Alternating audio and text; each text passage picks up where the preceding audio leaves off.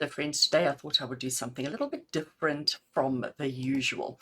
Today I want to focus on doing a reading about love unveiled. So it is February, it is the month of love. So, we need to look at love, and I'm not going to do relationship readings or anything like that. What I thought I'd do today is I'd do us a powerful collective tarot reading where we're going to explore the energy of love. We're going to dive deep into themes of self-love. We're going to look at unconditional love. We're going to look at the beauty of love in all its different forms, because to me it is just so important to do that.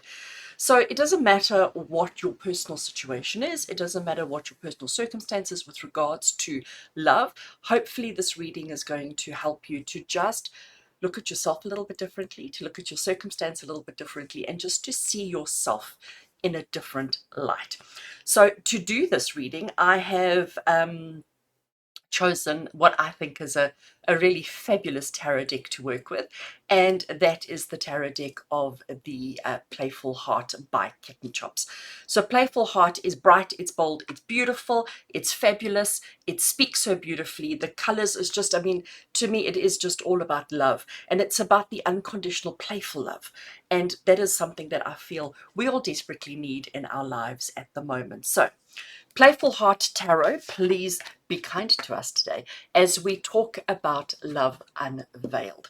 So, as I said, while I'm shuffling the cards and getting them ready, this particular reading is not specific to whether you're single, whether you're in a relationship. This is about each one of us individually and our approach to love. And obviously this is a collective energy, which means that portions of this may or may not resonate with you, and the portions that don't resonate with you, you can just let them be. The portions that do resonate with you, take them on board, take them to heart, and really absorb. So we're looking at collective energy here, but it's collective energy that affects you and I, everybody, regardless of our current relationship status. So there's only 5 cards that I'm going to be drawing for us, but like I said, they're going to give us really deep insight into understanding the flow of love, understanding unconditional love, and all the rest of it. And as I said, this is for the collective. So I'm going to lay out, oopsie gosh, I'm going to lay out all 5 cards first, and then we will go into, and at least then, my hands are finished and doing what they need to do, and then we can focus on the reading specifically. So 5 cards, we're looking at Love Unveiled, a collective tarot reading that's going to focus on self-love, unconditional love, and just focusing on all the things, something went flying, focusing on all the things that are beautiful and happy in our lives, right? So let's see if I can place 5 cards and have them fit on screen. That is always my challenge, is to see if I can get them to fit on screen. Looks like I've done it. Right, let's put the cards away. Let's shift these over ever so slightly so that you can see them. Right, you see why I chose this deck. How beautiful is this, hey? Absolutely beautiful, beautiful, beautiful. All right, so we're starting off with our first card. And our first card over here, we have the Ace of Pentacles, okay? And look how happy he is. Look how, joyous and excited with life that he is. He really is. And he's got all this money, like flying all over him, all right? This, my dear friends, is the seed of love. The seed of love is like basically what's happened in the past that's shifted, created, shaped what it is that we understand love to be today. And I'm going to say to you, with the fact that that Ace of Pentacles has come through there, the seed of love, what has shaped us into thinking of love the way we do today, is materialistic outcomes and expectations. So I am recording this video on Valentine's Day, but it's not specific to Valentine's Day, okay? That is not the intention at all. But Valentine's Day, as you may or may not realize, is very commercialized. There's this kind of expectation and pressure on our loved ones to provide gifts on this day specifically to show love. So I'm under the impression, or I'm of the understanding, that we can show love at any time. So if you, on the 5th of November, on the 20th of September, whenever it is, if you suddenly have this desire to show your loved one how much you love them, buy them a gift, do something kind, be nice to them, whatever it is. But why is it that we've chosen one particular day? And yes, I know we can look at the history of Valentine's Day and all the rest of it, and it is beautiful and it is fabulous. But this is saying to us what has shaped our understanding of love today, for you, for me, and for everybody, regardless of whether you're single, whether you're in a relationship, whether it's complicated or whatever. And it is materialism. So this is saying to us that love has become very much a, what are you giving me? How do you show your love? What are you doing to let the world know how much you love me? Instead of it being just about two people, instead of it being just, and again, when I talk about love, I'm not only talking about romantic love. Let's talk about the love that we have with our friends.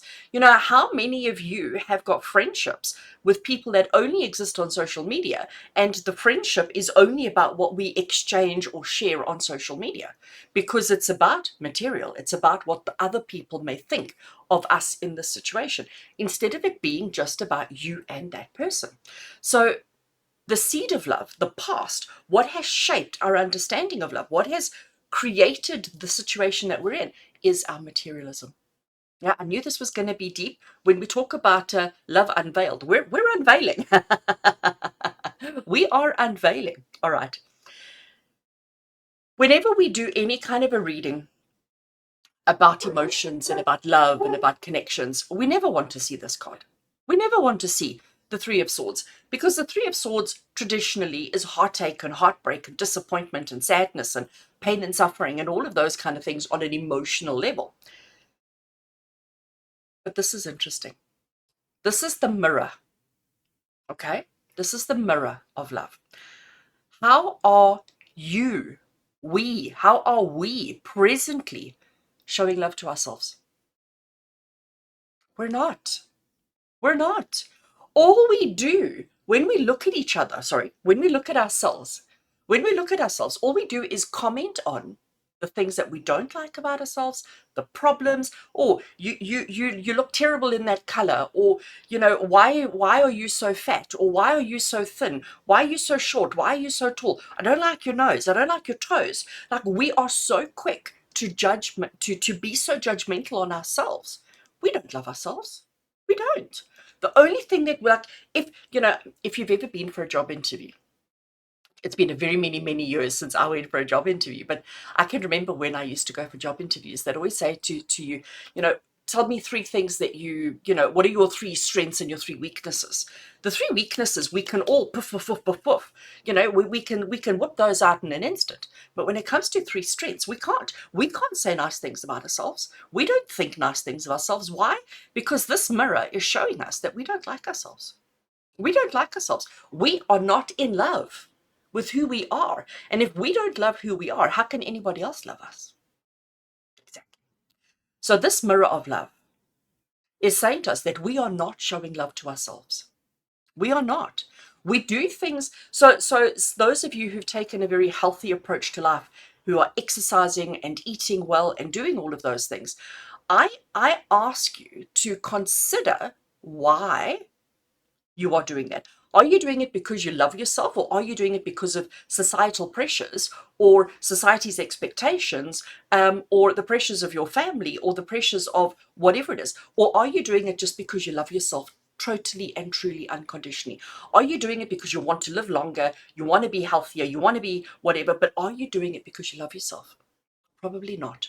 You're doing it because of societal expectations and pressures. So friends, this mirror is showing us that we don't love ourselves. We don't love ourselves anywhere near enough. And this is why the world is like it is.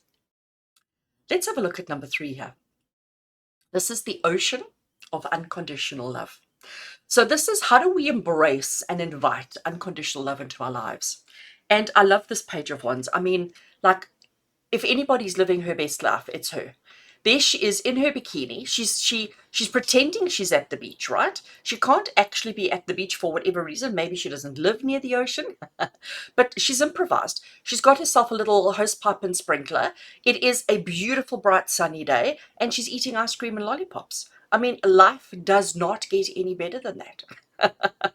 It truly doesn't. So what is she saying to us, Page of Wands? You know, as the ocean of unconditional love, how do we embrace, how do we invite in unconditional love? By being happy, simple. We don't want complicated stuff. We need simple, simple gestures, simple experiences, simple connections, but connections that fill our souls with joy. Everything in her life right now is pure joy. Everything. From the sprinkler to the bikini to the lollipop to the everything to the hot glasses, the pigtails, everything in her life is pure joy. There is nothing that she is doing because of societal expectations or pressures, family expectations and pressures. Everything that she's doing in this moment, she's doing because it makes her happy. So, the ocean of unconditional love, how do we embrace and invite in unconditional love into our lives? By being truly happy with the simple things, by taking the pressure off for all these big, crazy kind of gestures, and just being happy with sitting outside and enjoying a cup of coffee or a cup of tea with your loved one in silence, and just knowing that in that moment, life is perfect. If we can change our expectations from this big, enormous kind of whatevers to just simple pleasures. If we start accepting, allowing, and wanting simple pleasures in life, we're unveiling love on a different level. Absolutely, unveiling love on a completely different level. And then we look at card number 4, which is the lovers. Like, it is the lovers. And this is the beauty of love, okay? So this is the beauty of love. This is like, what beauty does love bring into your life right now? Well, I can tell you, if you didn't already know, that love makes you feel fabulous. Love makes you feel fabulous. So again, I'm not just talking romantic love. I'm not just talking romantic love. If you have a friend, a person who you love unconditionally and who loves you unconditionally, where you can be truly yourself, where you can let go of your inhibitions, where you can rant and rave and scream and shout and complain, and also get uplifted and validated with no judgment. Let me tell you, that makes you feel fabulous. I also want to say, and I always say this when the Lover's card comes up, the Lover's card is about consequence of choices. So the beauty of love is that we get to decide. We get to decide what we want, how we want it, what that looks like, and how we want it to play out in our lives. You get to decide for yourself. Nobody gets to make that decision for you. Oh, excuse my dog's barking. So the Lover's card here is saying, what beauty does love bring into your life right now? It brings in the beauty of happiness, of joy, of union, of connection, of happiness. I said that lots of times because it's true. The Lover's card, but it also is saying that you have to make that decision for yourself. You have to give yourself permission to want that, to attract that, to welcome that into your life. It's your choice. You get to make that choice because you're the one that gets to live with the happiness or the unhappiness if you don't choose it. And then finally, friends, we have card number 5, Queen of Swords. Never thought I'd see Queen of Swords in a reading around relationships and love. But this is the heart's lesson, right? This is the action. This is the step that we need to take to nurture love in all its forms. Queen of Swords. I mean, if we look at this particular card, right? She's clearly a businesswoman. She's sitting at her desk. She's got a laptop. Look at all her achievements and her accomplishments, right? All her certificates. She does have this little globe that is a heart shape that is glowing. You know, we've got high-rise buildings. So she's like corporate concrete jungle, achieving her goals and objectives. She's styling. She's doing incredibly well for herself in those senses of the words. She's also somebody who takes no nonsense. She says it as it is. She does it the way she wants to do it, and she doesn't give a damn about anybody. Now, what she's saying to us, what step can we take to nurture love in all its forms? This is telling you honesty above all else, truthfulness above all else, integrity above all else. Don't ever drop your standards to fit into society. You need to speak up, speak out. You need to be honest about how you feel about yourself. You need to be honest about how to embrace unconditional love. You need to be honest about what it is that you actually want in your life. And who are you being honest with? Yourself. not with anybody else. Not with anybody else. It doesn't matter how other people perceive you. It doesn't matter what gifts they're going to bestow on you. What matters is how you truly feel. And how you truly feel should be this way, not this way, and certainly not this way. So, Queen of Swords is saying to us the heart's lesson here is to be true to you. No matter what your situation, no matter what your circumstance, be true to you. Be honest with yourself around what it is you're feeling, what it is you're dealing with, what it is you want, and what it is that is truly, truly important in your life. So, friends, I really hope that this reading here today is going to help you to just not criticize and pull apart your personal relationships, but to look at yourself. To look at yourself and say, okay, do I love myself? Am I happy with who I am? Am I content and comfortable with the way my life is? And if I'm not, what can I do to change my circumstances so that I can be more happier? Because that's what we need to do. We need to change our focus from being focused on everybody else, on society and pressures and expectations, and become a little bit more inward in order for us to unveil love in the way that love deserves to be unveiled in your life. We have to be honest with ourselves first. So, what is it that matters to you most? What is it that you need in your life most? What does love look like for you? And does that make you as happy as she is?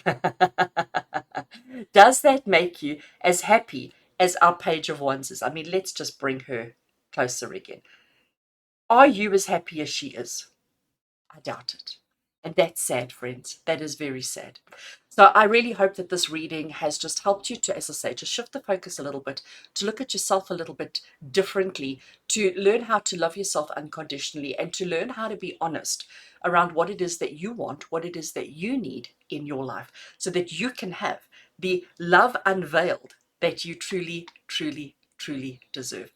I am sending you all much love and many blessings. Just a reminder, soul service on Sundays, alternate morning one week, evening one week, next week. Please do watch my YouTube for that information as to when the next soul service is. Do come along and join us. There is healing that is given and received. There is a channeled message from Spirit. There is horoscopes for each sign of the zodiac, and always a little something else to add in as well. I look forward to connecting with you all again soon. Take care.